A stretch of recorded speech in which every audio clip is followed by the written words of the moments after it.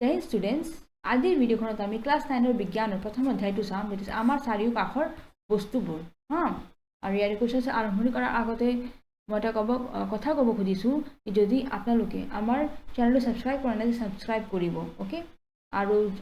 যিমান আপোনাক লগাখিনি বস্তু আছে সেইখিনি আপুনি আমাক কমেণ্ট কৰি জনাব, সেনেকৈ আমি আপোনালোকক প্ৰভাইড কৰিম। Before starting the class, welcome to my YouTube channel Exam Jyoti. Let's start the class with the first question. তলৰ কোনবোৰ পদাৰ্থ, ইয়াৰ পৰা কোনবোৰ পদাৰ্থ হয়? চকী, বায়ু, প্ৰেম, গোন্ধ, ঘুণা, বাদাম, চিন্তা, ঠাণ্ডা পানীয়, সুগন্ধি দ্ৰব্যৰ সুবাস। গতিকে পদাৰ্থবোৰ কোনকেইটা হ'ব? চকী হ'ব, বায়ু হ'ব, বাদাম হ'ব, ঠাণ্ডা পানী হ'ব, ঠাণ্ডা পনীয়া হ'ব, সুগন্ধি দ্ৰব্য সুবাস হ'ব। এইকেইটা হ'ব আমাৰ পদাৰ্থবোৰ। ঠিক আছে, তাই নেক্সট হ'ব তলৰ পৰ্যবেক্ষণটোৰ কাৰণ দৰ্শোৱা। উত্তপ্ত অৱস্থাত থকা বস্তুৰ গোন্ধ কেইবা মিটাৰ দূৰৰ পৰা পোৱা যায়, গতিকে কিন্তু ঠাণ্ডা বস্তুৰ গোন্ধ পাবলৈ ওচৰলৈ যাব লাগে, হয়নে? গতিকে এইটো কিয় হয়, কাৰণটো দেখুৱাব দিছে। কাৰণ এই লাইনটো ইয়াৰে পৰা এইখিনিলৈকে লিখি দিব আৰম্ভণিত। অ'কে, ইয়াতে মই দিয়া নাই, আপোনালোকে ইয়াতে আৰম্ভণিত ইয়াৰে পৰা এইখিনি লিখি দিব। তাৰপিছত কাৰণ বুলি দিব, কাৰণ উষ্ণতা বৃদ্ধিৰ লগে লগে পদাৰ্থ কণিকাবোৰৰ বেগ বাঢ়ে। বুজি পাইছেনে? যেতিয়া গৰম হৈ থাকে সিহঁতৰ কি হৈ যায়, বেগটো বাঢ়ি যায় কণিকাবোৰৰ, ফলত গতিশক্তিও বৃদ্ধি পায়। ঠিক আছে, সেনেকৈ গতিশক্তিটো আহি যায়, বাঢ়ি যায়। উষ্ণতা বৃদ্ধি হ'লে পদাৰ্থৰ কণিকাৰ গতি, কণিকাবোৰৰ বুলি দিব ইয়াতে, কণিকাবোৰৰ। ঠিক আছে, কণিকাবোৰৰ গতি শক্তিৰ লগতে ব্যাপন মাত্ৰা বৃদ্ধি পায়, সেইবাবে গৰম বস্তু গোন্ধ কেইবা মিটাৰ দূৰৰ পৰাই পোৱা যায়। ঠিক আছে, নেক্সট আছে আমাৰ এজন ডুবাৰুৱে সাঁতোৰাৰ সময়ত পুখুৰীৰ পানী খালি সোমাই যাব পাৰে। ঠিক আছে, পদাৰ্থৰ কি ধৰ্মৰ ভিত্তিত এইটো সম্ভৱ? গতিকে পানীৰ কণিকাবোৰৰ আকৰ্ষণ বল আছেনে নাই? যদিও এই আকৰ্ষণ বল কম হোৱাৰ বাবে এজন ডুবাৰুৱে সাঁতোৰাৰ সময়ত পুখুৰীৰ পানী ফালি সোমাই যাব পাৰে। ঠিক আছে, নেক্সট আছে পদাৰ্থৰ কণিকাবোৰৰ বৈশিষ্ট্যবিলাক কি কি? তো প্ৰথমটো হ'ব আমাৰ বৈশিষ্ট্যবোৰ হ'ল পদাৰ্থৰ কণিকাবোৰৰ মাজত ব্যৱধান আছে। পদাৰ্থৰ কণিকাবোৰৰ অ'কে অনাবৰতে বা পদাৰ্থৰ কণিকাবোৰ অনাবৰতে কি কৰে, গতি কৰি থাকে। ঠিক আছে, পদাৰ্থৰ কণিকাবোৰৰ মাজত কি হয়, আকৰ্ষণ আছে। এই তিনিটা হৈছে সিহঁতৰ মেইনলি বৈশিষ্ট্যবিলাক। নেক্সট কুৱেশ্যনটো আছে আমাৰ প্ৰশ্নাৱলী। পদাৰ্থৰ প্ৰতি একক আয়তনৰ ভৰৰ পৰিমাণকে ঘনত্ব বোলে, হয়নে? ঘনত্ব মানে ভৰ বাই আয়তন। ঠিক আছে, গতিকে তলৰ পদাৰ্থবোৰ ঘনত্ব ঊৰ্ধ্বক্ৰমত সজোৱা, ঊৰ্ধ্বক্ৰমত দেখুৱাব দিছে, সজাব দিছে। তাতে আমাৰ বায়ু, এইবিলাক যোনবিলাক কুৱেশ্যনবিলাক আছে, গতিকে সেইবিলাক কিতাপত আছে, তো আপোনালোকে চাই ল'ব। মই ডাইৰেক্টলি আনচাৰটো দি দিছোঁ, বায়ু আগতে হ'ব, তাৰে পিছত আমাৰ ঊৰ্ধ্বক্ৰমত বস্তুটো সজাব দিছে নহয়, তাৰমানে চবতছে আগতে কমটো মই আগতে লিখিম নহয়, গতিকে চবতছে কম কাৰ আছে, বায়ু। সেইকাৰণে বায়ুটো আগতে দিছোঁ। তাৰে পিছত আমাৰ কি হ'ব, চিমনিৰ পৰা ওলোৱা ধোঁৱা হ'ব, হয়নে? তাৰে পিছত কপাহ হ'ব, তাৰপিছত পানী হ'ব, তাৰপিছত মহ হ'ব, তাৰে পিছত কি হ'ব, চকমাটি হ'ব। ঠিক আছে, গতিকে আপোনালোকৰ ধুনীয়াকৈ মই ঘনত্ব হিচাপত ঊৰ্ধ্বক্ৰমত বস্তুটো সজাই দেখুৱাই দিছোঁ। ঠিক আছে, নেক্সট কুৱেশ্যনটো আছে আমাৰ পদাৰ্থৰ বিভিন্ন অৱস্থান। অ'কে, পদাৰ্থৰ বিভিন্ন অৱস্থাৰ বৈশিষ্ট্যবোৰৰ পাৰ্থক্য দেখুৱাই এখন তালিকা কৰা। গতিকে নিৰ্দিষ্ট আকৃতি আৰু গোটা হ'লে নিৰ্দিষ্ট আকৃতি আৰু আয়তন থাকে। অ'কে, আৰু যদি হ'লে কি হয়, নিৰ্দিষ্ট আয়তন আছে কিন্তু নিৰ্দিষ্ট আকৃতি নাই। ঠিক আছে, গতিকে ইয়াতে কি হ'ব, নিৰ্দিষ্ট আয়তন আছে কিন্তু নিৰ্দিষ্ট আকৃতি নাই। ঠিক আছে, এইটো হ'ল আমাৰ জুলীয়া। অ'কে, জুলীয়া বুলি দিব, জুলীয়া বুলি দিয়ক। এইটো তৰলটো হ'ব, তৰল বুলি ক'ব পাৰি, তৰল। অ'কে, আৰু তাৰ নেক্সটটো আমাৰ গেছ। গেছৰ বস্তুটো চাব, ইয়াতে মই অলপ বস্তুটো টেকনিচিয়ান মিষ্টেক হৈছে, তথাপি হাতেদি লিখি দিওঁ। গতিকে এইটো আপোনালোকে লিখিব, নিৰ্দিষ্ট আকৃতি আৰু আয়তন নাই। ইয়াৰ পিছত নেক্সট আহিব আমাৰ গোটা বস্তুৰ দ্বিতীয় পইণ্টটো, আন্তঃকণিকাৰ আকৰ্ষণ অতি বেছি। অ'কে, কিন্তু আমাৰ জুলীয়াৰ কি হয়, জুলীয়াটো কি হয়, আন্তঃকণিকাৰ আকৰ্ষণটো মধ্যমীয়া হয়, মাজত থাকে বস্তুটো। আৰু গেছৰ কি হয়, অন্তঃকণিকাৰ আকৰ্ষণ একেবাৰে কম হৈ থাকে। ঠিক আছে, একেবাৰে কম আপোনালোকে ক'ত পাব, গেছত পাব, তাৰমানে একেবাৰে নিম্নতম। ঠিক আছে, ঠিকে আছে না? নেক্সট থাৰ্ড পইণ্টটো চাব, আন্তঃকণিকাৰ ব্যৱধান অতি কম। গোটাবিলাকৰ বস্তুবিলাকৰ কি হয়, কণিকাৰ ব্যৱধানটো একেবাৰে কম থাকে। আন্তঃকণিকাৰ জুলীয়াৰ ব্যৱধানটো মধ্যমীয়া থাকে। আৰু আমাৰ গেছৰ কি হয়, অন্তঃকণিকাৰ ব্যৱধানটো অতি বেছি নহয়, চবতছে বেছি ক'ত হ'ব, আমাৰ গেছত হ'ব। গেছীয় অৱস্থাত থাকিব। গতিকে আন্তঃকণিকাৰ ব্যৱধান অতি বেছি, ঠিকে আছে না? গতিকে আমাৰ গেছৰ ক্ষেত্ৰত কি হ'ব, ব্যৱধানটো একেবাৰে বেছি হ'ব। লাষ্ট পইণ্টটো আছে আমাৰ এইটো গোটাৰ বস্তুৰ কি হয়, দৃঢ় হয়, সংকোচনটো নঘটে, ঠিক আছে? সংকোচনটো কি নহয়, নঘটে, যিহেতুটো গোটা হয় সংকোচন কৰিব নোৱাৰি। কিন্তু ইয়াতে জুলীয়াটোত কি হয়, এইটো দৃঢ় নহয়, পনীয়া হৈ থাকে যে, সেইকাৰণে দৃঢ় নহয় বস্তুটো, আৰু সামান্য সংকোচন ঘটে। সামান্য কি হ'ব, সংকোচন ঘটিব আৰু ইয়াৰে লাষ্টৰটো, ইয়াৰে আৰু গেছৰ বস্তুটো চাই ল'ব, 4th নম্বৰ পইণ্টটো একেবাৰে কি হয়, দৃঢ় নহয়, ঠিক আছে? দৃঢ় নহয়, সহজে সংকোচন ঘটাব পাৰি, ঠিক আছে? সহজে সংকোচন ঘটাব পাৰি। ওকে, বুজি পাইছে না? একেবাৰে দৃঢ় নহয় কিন্তু সহজে সংকোচন ঘটাব পাৰি, এইটো হৈছে আমাৰ গেছীয়। ওকে, গতিকে 3টা অৱস্থাৰ মই পাৰ্থক্যবিলাক দি দিছোঁ, আপোনালোকে ধুনীয়াকৈ লিখি ল'ব। ওকে, আৰু এইখিনি ধুনীয়াকৈ লিখিব যাতে আপোনালোকৰ ভুল নহয়। ওকে, নেক্সট চাব কুৱেশ্যনটো, তলৰ বিষয়বিলাকৰ ওপৰত মন্তব্য দিয়া। মন্তব্য লিখিব দিছে এইবিলাকৰ ওপৰত, দৃঢ়তা, সংকোচনশীলতা, তাৰপিছত আছে আমাৰ প্ৰবাহিতা, আকাৰ, গতিশক্তি আৰু ঘনত্ব। এই চবৰে ওপৰত কি দিব দিছে, মন্তব্য দিব দিছে। গতিকে বাহ্যিক বল প্ৰয়োগ কৰিলেও পদাৰ্থৰ নিজৰ আকৃতি সলনি নকৰা ধৰ্মকে দৃঢ়তা বোলে। দৃঢ়তা কাক কয়, যোনটো মানে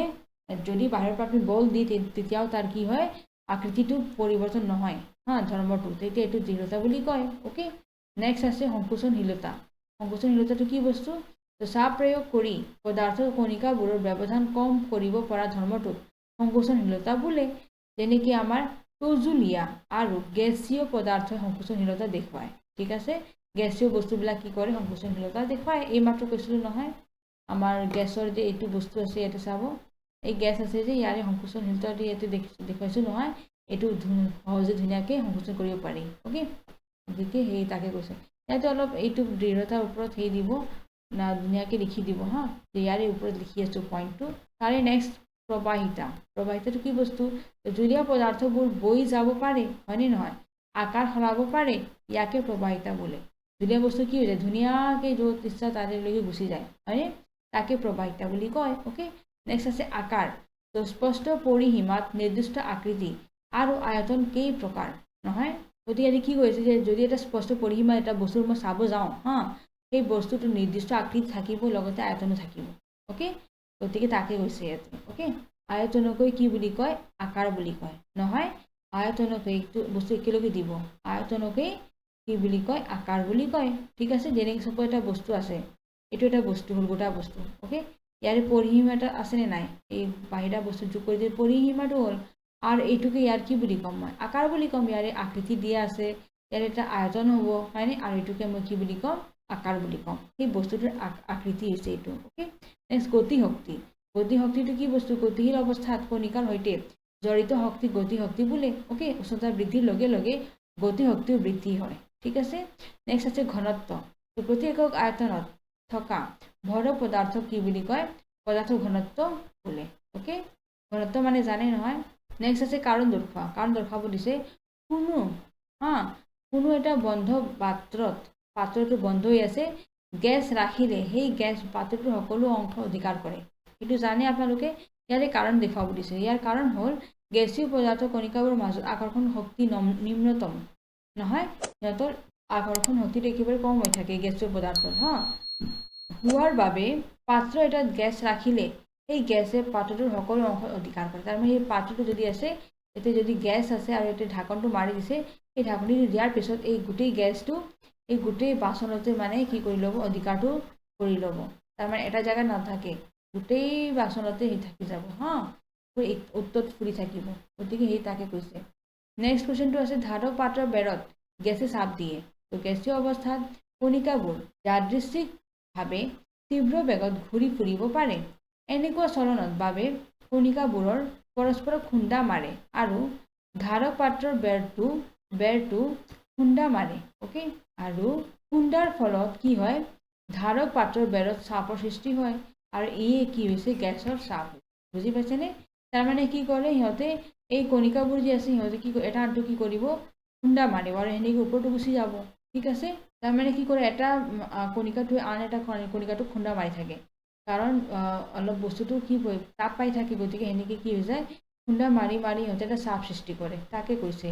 ওকে আৰু এইটোকে গেছৰ চাপ বুলি কয় ওকে নেক্সট চাব কাঠৰ টেবুল এখন কঠিন পদাৰ্থ বুলিব পাৰি হা তো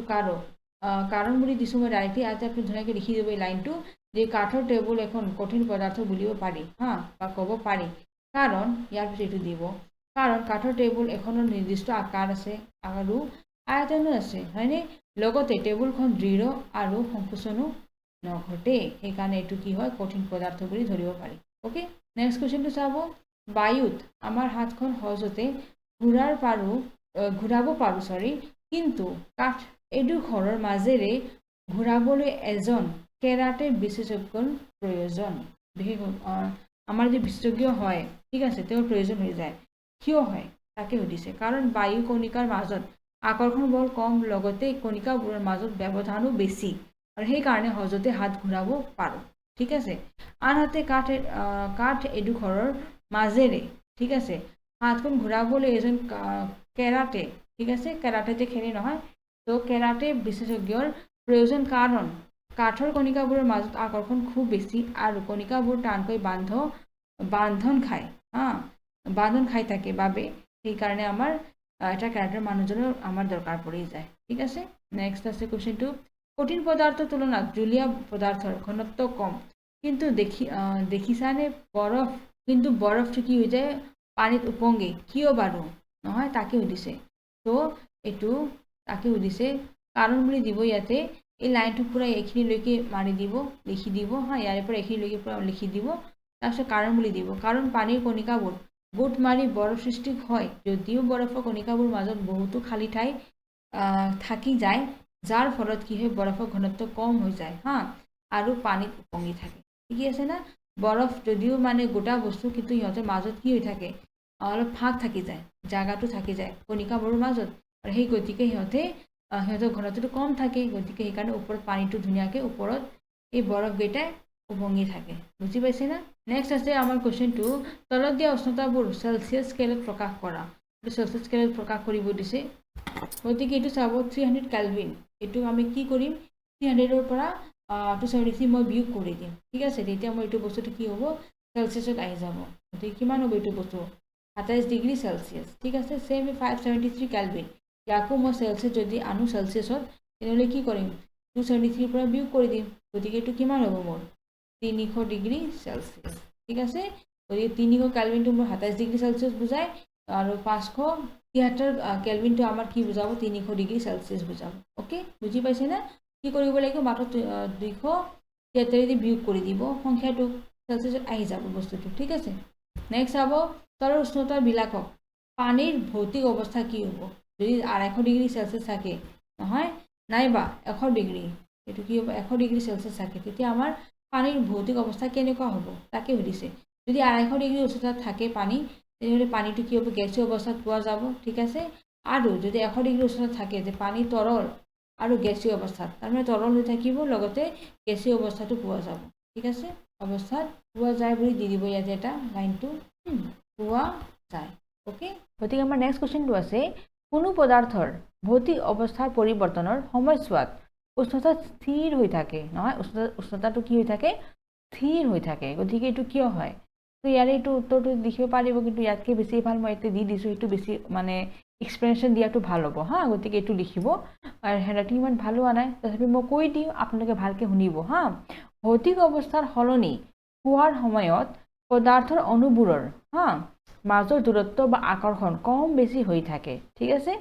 তাপ প্ৰয়োগ কৰিলে আকৰ্ষণ কম হয় তাৰমানে এটা সাপোজ পাত্ৰ আছে তাতে পানী আছে সাপোজ কিবা এটা বস্তু আছে এটা ভৌতিক বস্তু এটা গোটা বস্তু থৈ দিলোঁ মই হা এই বস্তু যদি মই ইয়াতে তাপ দিওঁ তেনেহ'লে কি হ'ব ইয়াৰে যে গোটা বস্তুৰ যে ইয়াতে যে অণুবিলাক আছে হা সিহঁতৰ যে আকৰ্ষণ বস্তুটো কি হৈ যাব কমি যাব ঠিক আছে আকৰ্ষণ শক্তিটো কি হৈ যাব অণুবোৰৰ মাজৰ কমি যাব গতিকে কি হ'ব সিহঁতৰ দূৰত্বটো বাঢ়ি যাব এনেকৈ সিহঁতৰ তাপ প্ৰয়োগ কৰিলে বস্তুটো হয় তাকে কৈছে ইয়াতে যে তাপ প্ৰয়োগ কৰিলে কি হয় আকৰ্ষণ কম হয় আৰু অণুবোৰৰ মাজৰ দূৰত্বটো বাঢ়ি যায় তাৰমানে আকৰ্ষণটো কমি যায় গতিকে সিহঁতে উৎফল ফল গুচি যায় হা অণুবোৰবিলাক সেইকাৰণে দূৰত্বটো বাঢ়ি যায় হা ব্যৱহৃত তাপ শক্তি অণুবোৰৰ মাজৰ আকৰ্ষণ শক্তি অতিক্ৰম কৰাত ব্যৱহাৰ হয় গতিকে উষ্ণতা একে থাকে বুজি পাইছেনে সেইদৰে তাপ শক্তি কমালে অণুবোৰৰ আকৰ্ষণ বাঢ়ি যায় এই তাপ শক্তি আপুনি কমাই দিব তেতিয়া কি হ'ব সিহঁতৰ আকৰ্ষণটো বেছি হৈ যাব বাঢ়ি যাব হা গতিকে দূৰত্বটো কমি যাব হয়নে আৰু পৰস্পৰ হা দূৰত্ব কমি যায় ঠিক আছে পৰস্পৰ দিব এইটো পৰস্পৰ দূৰত্বটো কমি যায় গতিকে অৱস্থাৰ পৰিৱৰ্তন হা নোহোৱালৈকে হেনাইতে ইয়াতে এইখিনি অলপ বেয়াকৈ হৈছে আপোনালোকে মই কৈ আছোঁ ভালকৈ শুনি লওক হা গতিকে ধুনীয়াকৈ লিখিব গতিকে অৱস্থাৰ পৰিৱৰ্তন নোহোৱালৈকে উষ্ণতা স্থিৰ হৈ থাকে ওকে ধুনীয়াকৈ দিব গতিকে অৱস্থাৰ পৰিৱৰ্তন নোহোৱালৈকে উষ্ণতা স্থিৰ হৈ থাকে ঠিকে আছে না বুজি পাইছে না তাৰ মানে কি আছে তাপটো বঢ়ালে কি হ'ব আকৰ্ষণ শক্তিটো কি হৈ যায় কমি যায় কম হৈ যায় আৰু গতিকে সিহঁতৰ দূৰত্বটো বাঢ়ি যায় হা আৰু যেতিয়া তাপটো কমাই দিব তেতিয়া কি হ'ব আকৰ্ষণটো বাঢ়িব আকৰ্ষণ শক্তিটো আৰু অনুভৱ দূৰত্বটো কমি যাব বুজি পাইছে আৰু যদি বস্তু একো পৰিৱৰ্তন নহয় তাৰ মানে কি উষ্ণতাটো একেই আছে বস্তুটো স্থিৰ হৈ আছে সেইকাৰণে বস্তুটো ধুনীয়াকৈ ভৌতিক আকাৰত থাকিব পাৰিব হা এইটোৱে কথাটো কৈছে ইয়াতে নেক্সট কুৱেশ্যনটো আছে বায়ুমণ্ডলীয় গেছ জুলীয়া কৰিব পৰা পদ্ধতি এটা কোৱা এটা আমাৰ বায়ুমণ্ডলীয় গেছ যদি আছে এইটো জুলীয়া যদি কৰিব লগা হয় কোনটো পদ্ধতিত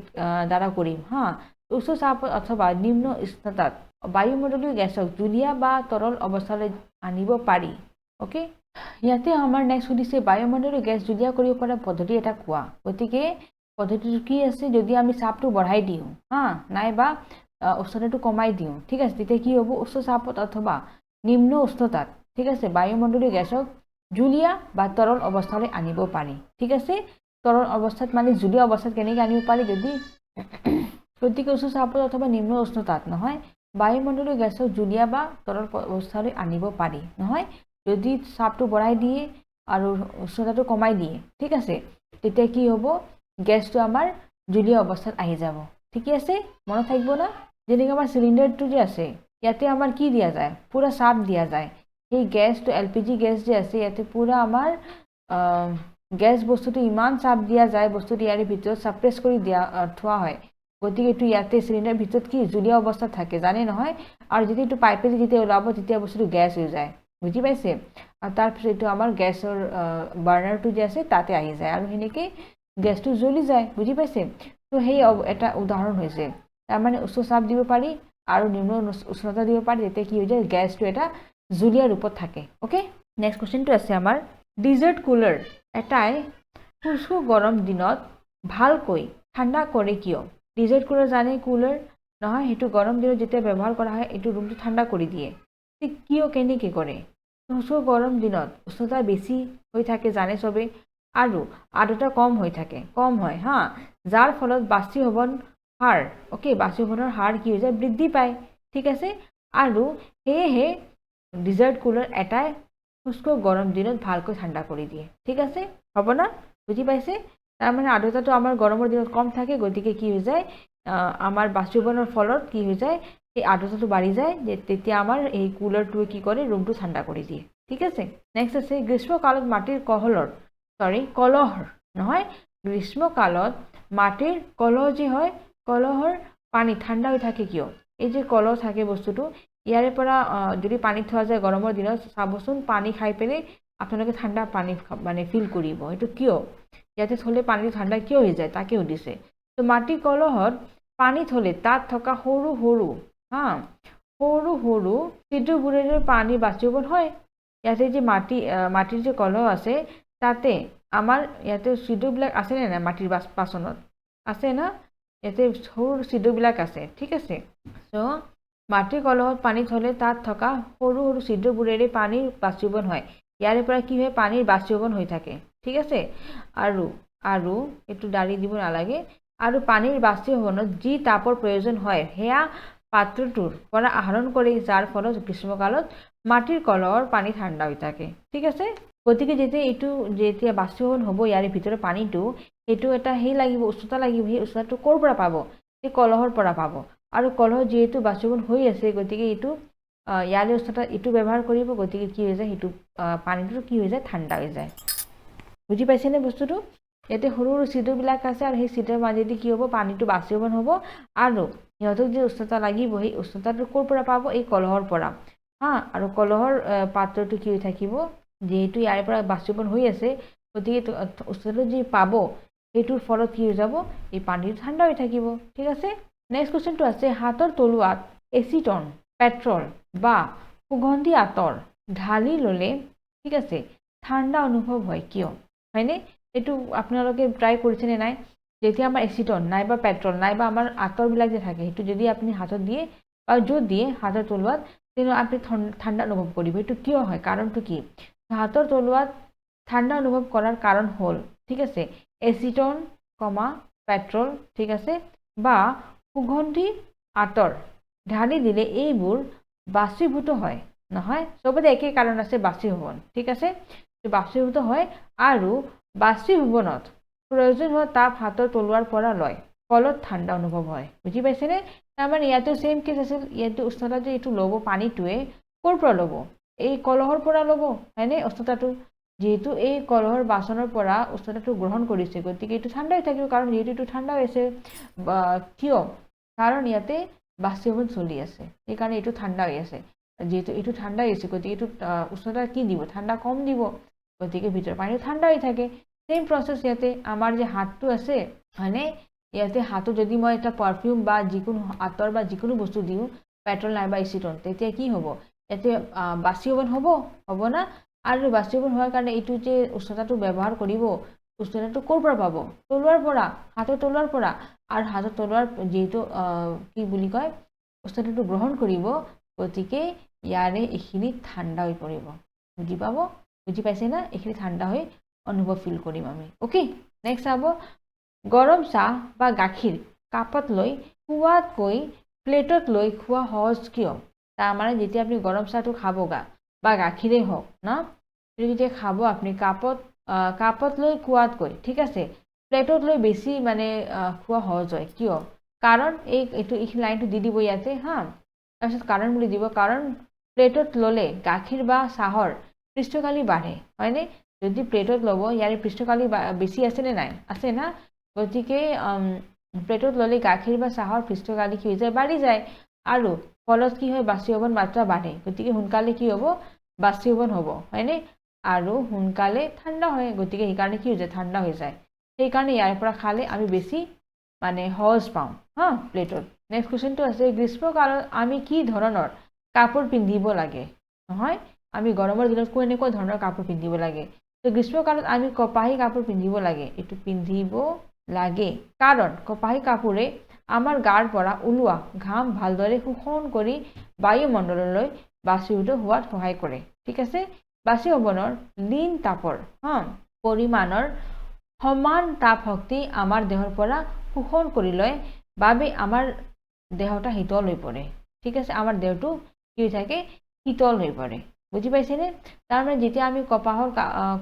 কপাহী কাপোৰ যেতিয়া পিন্ধিম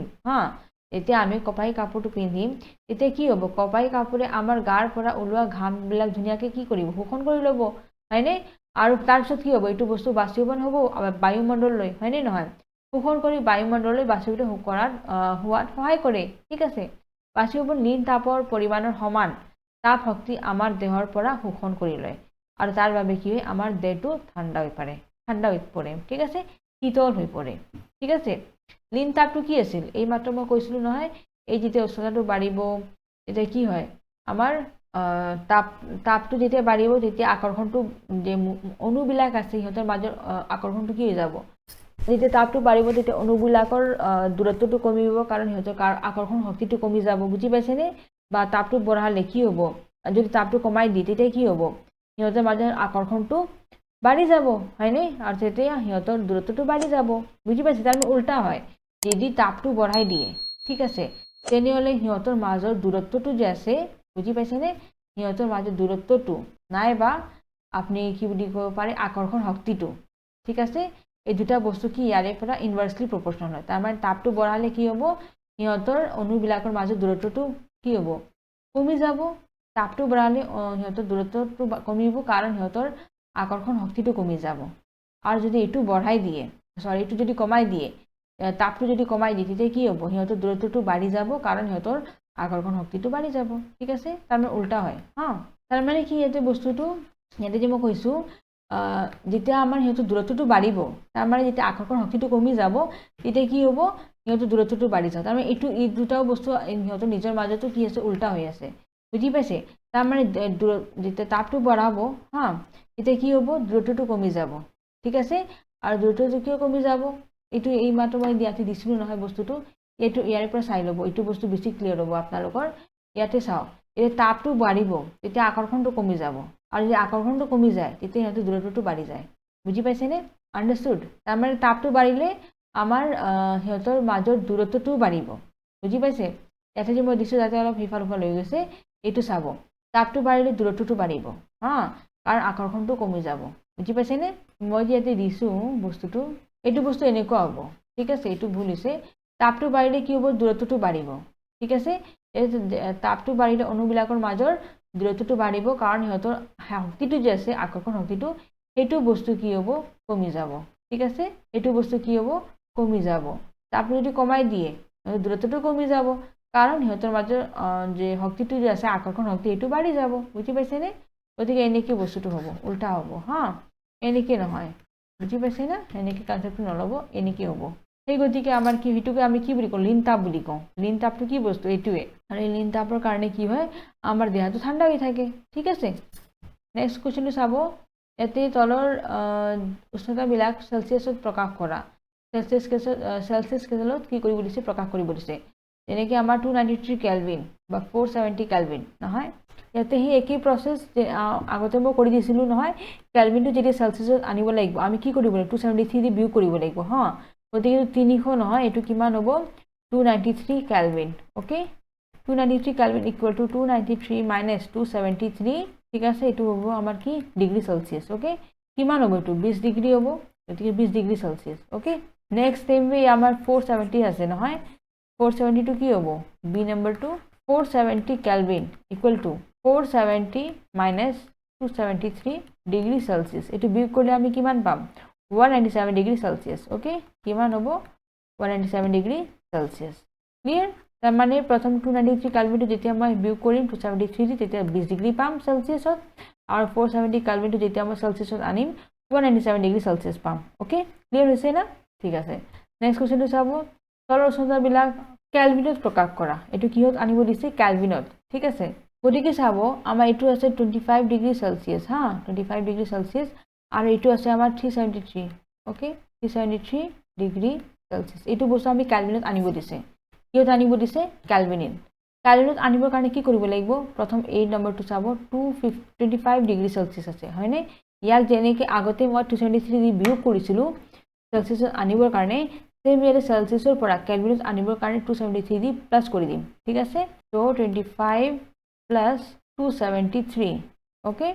এইটো কিহত আহিব আমাৰ কেলভিনত আহিব ঠিক আছে গতিকে কিমান হৈ যাব এইটো বস্তু 298 কেলভিন ঠিক আছে কিমান হ'ব 298 কেলভিন ক্লিয়াৰ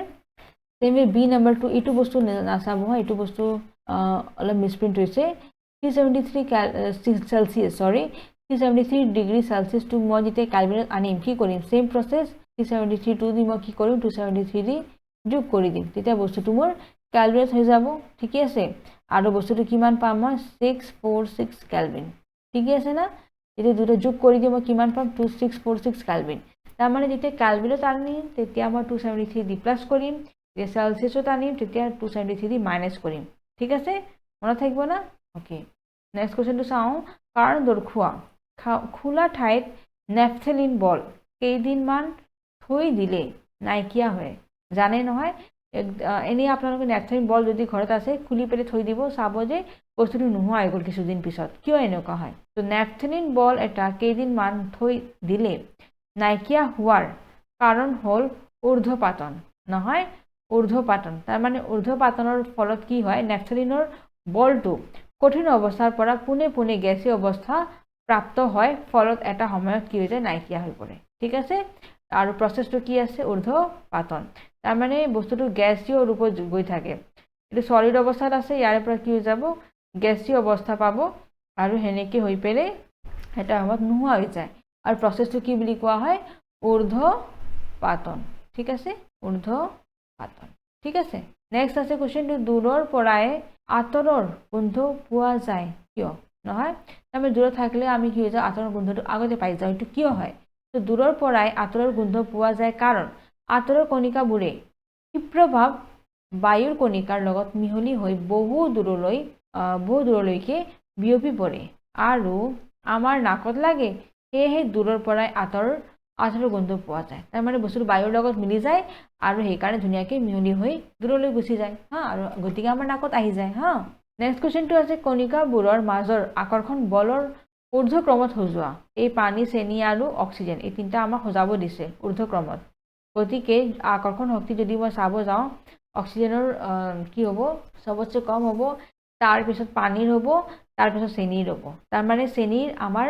আকৰ্ষণ বলটো কণিকাবোৰৰ মাজৰ আকৰ্ষণ বলটো সবতছে বেছি থাকিব ঠিক আছে নেক্সট আছে তলৰ উচ্চতাৰ পানীৰ ভৌতিক অৱস্থা কি যদি 25 ডিগ্ৰী থাকে পানী কোনটো অৱস্থাত থাকিব জলীয় অৱস্থাত থাকিব 0 ডিগ্ৰীত কোনটো অৱস্থাত থাকিব বৰফ নহয় বৰফ নাইবা গোটা অৱস্থাত প্ৰাপ্ত হয় আৰু তৃতীয়টো আছে আমাৰ ইয়াতে 100 ডিগ্ৰী সেলসিয়াছ 100 ডিগ্ৰী সেলসিয়াছ কোনটো অৱস্থাত থাকিব সো পানী জলীয়া আৰু গ্যাসীয় মানে বাষ্প দুইটা অৱস্থাতে পোৱা যাব ঠিক আছে অৱস্থাত প্ৰাপ্ত হয় ওকে তাৰমানে পানীটো জলীয়া আৰু গ্যাসীয় তাৰমানে বাষ্প দুইটাই অৱস্থাত কি হ'ব পোৱা যাব ঠিক আছে দুইটা অৱস্থাত প্ৰাপ্ত হ'ব ঠিক আছে নেক্সট চাব যুক্তি দৰ্শাই ব্যাখ্যা কৰা সাধাৰণ উষ্ণতাত পানী জলীয়া নহয় তাৰমানে যদি সাধাৰণ উষ্ণতা পোৱা যায় পানীটো কি ৰূপত থাকে জলীয়া অৱস্থাত থাকে হয়নে তো সাধাৰণ উষ্ণতাত পানীৰ নিৰ্দিষ্ট আয়তন আছে যদিও নিজা আকৃতি নাই লগতে প্ৰবাহিতা দেখুৱায় হয়নে সেয়েহে সাধাৰণ উষ্ণতাত কি হয় পানী জলীয়া হৈ থাকে ঠিক আছে আৰু সাধাৰণ উষ্ণতাত লোৰ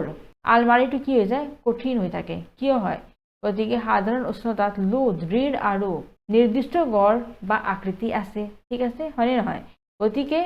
সেই কাৰণে লোৰে নিৰ্মিত আলমাৰিটো কঠিন হৈ থাকে ঠিক আছে নেক্সট কোৱেশ্চনটো আছে 273 কেলভিন উষ্ণতাত থকা বৰফে এক উষ্ণতাত থকা পানীতকৈ বেছি ঠাণ্ডা কৰে কিয় গতিকে 273 কেলভিন উষ্ণতাত থকা বৰফে একে উষ্ণতাত থকা পানীতকৈ বেছি ঠাণ্ডা কৰে কাৰণ 273 কেলভিন উষ্ণতাত থকা বৰফৰ তুলনামূলকভাৱে একে উষ্ণতাৰ পানীতকৈ কম শক্তি নিহিত হৈ থাকে ঠিক আছে বুজি পাইছেনে বস্তুটো ইয়াতে চাব আপোনালোকে এইটো উত্তৰ দিব পাৰে হা 273 কেলভিন উষ্ণতাত থকা বৰফে একে উষ্ণতাত থকা পানীতকৈ বেছি ঠাণ্ডা কৰে কাৰণ এইখিনি উষ্ণতাত থকা বৰফৰ তুলনামূলকভাৱে একে উষ্ণতাত পানীতকৈ কম শক্তি নিহিত হৈ থাকে নাইবা এইটো বস্তু বহল কৰি দি দিছোঁ এইটো লিখিব পাৰে আইদাৰ এইটো লিখিব নাইবা এইটো লিখিব ঠিক আছে যদি আপোনাৰ শৰ্টকে লিখিবৰ ইচ্ছা আছে এইটো লিখিব যদি ধুনীয়াকৈ মানে এক্সপ্লেইন কৰিবৰ ইচ্ছা আছে তেনেহ'লে এইটো লিখিব আকৌ মাতি দিওঁ মই হেণ্ডৰাইটিং ভাল হোৱা নাই গতিকে মই মাতি দিওঁ চাই ল'ব কোনটো শব্দটো কি বুজাই আছে হা 0 ডিগ্ৰী উষ্ণতাত থকা বৰফৰ কণিকাবোৰৰ তুলনাত হা 0 ডিগ্ৰী উষ্ণতাত থকা পানীৰ কণিকাত নিহিত তাপ শক্তি বেছি ওকে কাৰণ পানীত গলনৰ লীন তাপ হয় হা এইটো নহ'ব লীন তাপৰ সমান অতিৰিক্ত তাপ নিহিত হৈ আছে সেইবাবে 0 ডিগ্ৰী উষ্ণতাত থকা পানীতকৈ 0 ডিগ্ৰী সেলসিয়াছ উষ্ণতাত থকা বৰফে বেছি ঠাণ্ডা পৰে ঠিক আছে দুইটাৰ পৰা যি আছে এইটো লিখিব পাৰে ওকে নেক্সট কুৱেশ্যনটো চাব উতলা পানী আৰু পানীৰ ভাপৰ কোনটোৱে বেছিকৈ পুৰিব নহয় উতলা পানীটো আপোনাৰ হাতটো বেছিকৈ পুৰাব নে আপোনাৰ পানীৰ এই ভাপটোৱে গতিকে পানীৰ ভাপে বেছিকৈ পুৰিব কাৰণ একে উষ্ণতাত থকা জলীয় ভাপৰ কণিকাবোৰ শক্তি পানীৰ কণিকাবোৰৰ শক্তিতকৈ বেছি হয়নে জলীয় ভাপৰ কণিকাবোৰ অতিৰিক্ত লিনতাপ ধৰি ৰখাৰ বাবে এনে হয় তাৰমানে যদি জলীয়া এটা পানী গৰম আছে আৰু এটা গ্যাসীয় অৱস্থাত পানীৰ মানে বাষ্পীভৱন হৈ আছে তেনেহ'লে আপুনি চাব উতলা পানীৰ যে পানীটো বাষ্পীভৱন হ'ব এইটোৰ পৰা বেছি আপুনি হেৰি কৰিব কি বুলি পায় আপোনাৰ ভাপটো যে ওলাব তাৰে পৰা আপোনাৰ হাতটো সোনকালে মানে পুৰা যাব আৰু গৰম পানীত ইমান নহয় কাৰণ ভাপৰ মানে হিট মানে তাপ ৰখাৰ ক্ষমতাটো বেছি হয় বুজি পাইছেনে এই লীন তাপ বুলি যে কয় সেইকাৰণে আপোনাৰ ভাপেদি বেছিকৈ হাতটো পুৰা যাব হা নেক্সট এইটো চাব কুৱেশ্যনটো অৱস্থাৰ পৰিৱৰ্তন দেখুৱাই তলৰ চিত্ৰ ABCD আৰু এফৰ নাম দিয়ে এইবিলাকৰ নামটো লিখিব দিছে এই চাব এইটো আপোনাৰ A আছে তাৰপিছত এইটো জুলীয়া নহয় B পালোঁ বিৰ পৰা আকৌ C পালোঁ জুইৰে পাৰ আকৌ ডি পালোঁ নহয়, গতিকে এইটো ক'ত কি পাওঁ সেইবিলাকৰ নাম দিব দিছে। তো এইটো আমাৰ কি হ'ব গলন হ'ব, ঠিক আছে। বিটো বাষ্পীভৱন হ'ব, চিটো ঘনীভৱন হ'ব, ডিটো স্ফটিকীকৰণ হ'ব, ইটো ঊৰ্ধ্বপাতন হ'ব আৰু এফটো ঊৰ্ধ্বপাতন হ'ব, ঠিক আছে। গতিকে এই গোটেই প্ৰচেছটো মই দি দিছোঁ। কাৰ কি প্ৰচেছৰ নাম আছে নহয়, এইটো যেতিয়া গলন হ'ব বস্তুটো জুলীয়া হ'ব, জুলীয়াটো যেতিয়া বাষ্পীভৱন হ'ব তেতিয়া আমি চিটো পাম, তাৰপিছত ঘনীভৱন হ'ব তেতিয়া ডিটো পাম, হয়নে। এনেকৈ গোটেইখিনি মই দি দিছোঁ হা। আৰু এইটো আমাৰ ভিডিঅ'ৰ আজি লাষ্ট কুৱেশ্যন আছিল। আৰু যদি ভিডিঅ'টো ভাল পাইছে তেনেহ'লে লাইক বাটন প্ৰেছ কৰিব, আৰু যদি ছাবস্ক্ৰাইব কৰা নাই ছাবস্ক্ৰাইব কৰিব, যিমান পাৰে শ্বেয়াৰ কৰিব। থেংক ইউ ফৰ ৱাচিং। জয় হিন্দ।